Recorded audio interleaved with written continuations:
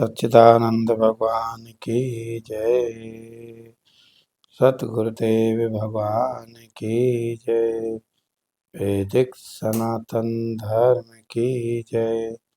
ज्ञान स्वरूपेश्वर महादेव की जय। शिवोहम।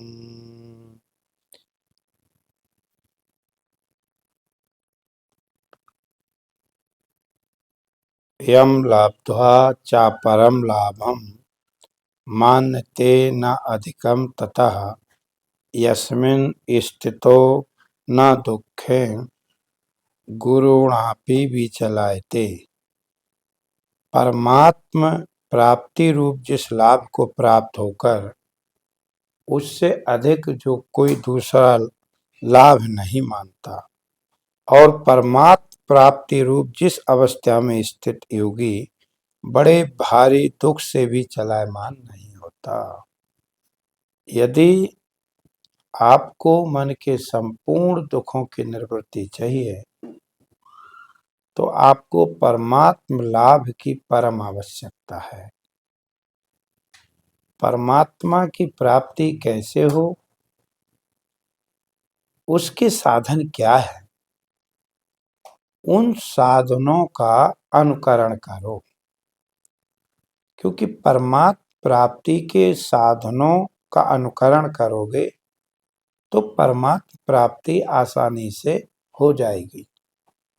और उसका साधन यही है, मन को संसार के विषयों के चिंतन में न लगाते हुए जहां आत्मा और ब्रह्म की ज्ञान वैराग्य भक्ति की चर्चा होती हो, वहां मन को ठहराए। अब मन ठहरे कैसे? जहां अध्यात्म चर्चा होती है, ऐसे संतों के उपदेश में मन ठहरे कैसे? क्योंकि मन ही मैन है शरीर के अंदर, और इंद्रियां इतनी बलवती नहीं है जितनी बलवती मन है।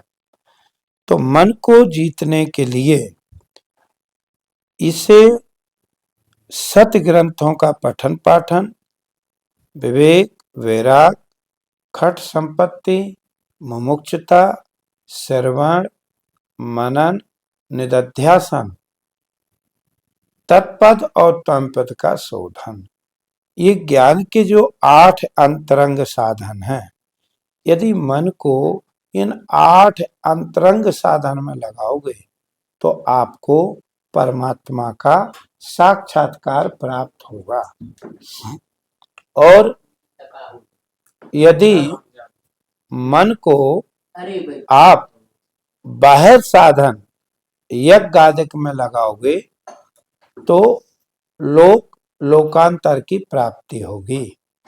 बाह्य साधनों के द्वारा आपको वैकुंठ या स्वर्ग आदि की प्राप्ति होगी। बाह्य साधन में यज्ञ जप आदि बहिरंग साधन में है। परमात्मा का साक्षात्कार प्राप्त करने के लिए अंतरंग साधन कहिए। तो अंतरंग साधन भगवान ने कहा, यम लब्ध्वा च परम लाभम मान्यतेन अधिकतम ततः। परमात्म की प्राप्ति रूप जिस लाभ को प्राप्त होकर, नहीं परमात्मा से बड़ा और कोई दूसरा लाभ नहीं है। तो परमात्म रूपी लाभ को हम प्राप्त कैसे कर सकते हैं, उसके लिए कहा कि आप संतों के पास जाएं। यदि विवेक प्रधान होगा तो आप संतों के पास जाओगे तो सत्संग के द्वारा उस परमात्म रूपी लाभ को आप प्राप्त कर सकते हैं संसार में। और सत्संग के अतिरिक्त देह अध्यास की निवृत्ति के लिए कोई दूसरा साधन नहीं है। जैसे उदाहरण के तौर पर देखा जाए तो अंधकार को निवृत्त करने के लिए प्रकाश के अतिरिक्त और कोई दूसरा साधन नहीं है। यदि अंधकार की निवृत्ति चाहिए तो वहां प्रकाश कीजिए। ऐसे ही ठीक मैं देह हूं इत्यादि अंधकार है, क्योंकि देह को मैं मानना सबसे बड़ा यह पाप है। सब पाप इसके पुत्र हैं, यह पुत्रों का बाप है। निष्पाप को पापी बना, देता बड़ा संताप है। मैं ब्रह्म हूँ, सबसे बड़ा यह जाप है। मैं देह हूँ, इस मैं देह हूँ ने मैं चेतन हूँ इसको आच्छादित कर दिया। अब आप अपनी चेतनता को प्राप्त करें, आप अपने आत्म स्वरूप का साक्षात्कार करें, तो इसके लिए आपको संतों के वाणी को श्रवण करना पड़ेगा। यस्मिन स्तुतो न दुखें गुरु गुणापि विचलाए थे। और परमात्म प्राप्ति जिस अवस्था में स्थित होगी, अब योगी किसको कहते हैं? जब आपका मन वृत्ति देह में अहम भाव की नहीं, देह के अहम भाव को छोड़ करके और चैतन्य में अहम भाव की स्थिति बनती है, तब फिर वो कह रहे हैं कि वह बड़ी भारी दुख से भी चलायमान नहीं होता। कितना भी बड़ा दुख क्यों ना हो, वो चलायमान नहीं होगा। क्यों नहीं होगा? क्योंकि वह परमात्म प्राप्ति रूप अवस्था को प्राप्त है। पहले देह अवस्था को प्राप्त था, इसलिए देह के जन्म और मृत्यु से अपना जन्म और मृत्यु देखता था। पहले इंद्रियां बुद्धि की अवस्थाओं से युक्त था, इसलिए जैसी जैसी इंद्रियां, जैसा जैसा मन होता था, यह अपने को वैसा वैसा देखता था।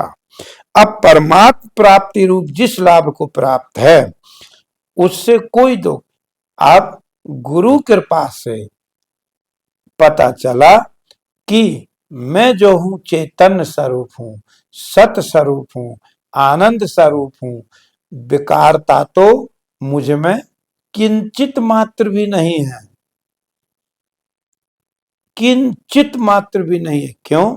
कि मैं सदा साक्षी रूप से विराजमान चेतन हूं, मैं सदा दृष्टा रूप से विराजमान चेतन हूं, मैं सदा अविनाशी रूप से विराजमान चेतन हूं। ऐसा जिसने अपने आत्म स्वरूप को देख लिया, जान लिया, फिर उन्हें ये दुख चलायमान नहीं कर सकते। इसीलिए दुखों की निवृत्ति पूर्णतः आत्म स्वरूप के बोध से ही होती है। यदि आपको अपने आत्म स्वरूप का बोध नहीं है, तो दुखों की निवृत्ति संभव नहीं। इसीलिए आत्म स्वरूप की प्राप्ति के लिए सत्संग जरूरी है। सत्संग के लिए सतगुरु का मिलना जरूरी है। सतगुरु के मिलने के लिए हम चतुष्ट साधन आदि संपन्न होना जरूरी है। नारायण, जब आप चतुष्ट साधन संपन्न होते हो, तब आप सतगुरु की पहचान कर लोगे। जब आप सतगुरु की पहचान कर लोगे, तब आपको सच्चिदानंद आत्म स्वरूप का बोध प्राप्त हो ही जाएगा। क्योंकि सतगुरु के वचन ही आपके देह अभिमान को गिरा सकते हैं। इसलिए नारायण, जिस तरह हो अपने इस आत्म तत्व के जानने के लिए प्रयत्न करना चाहिए।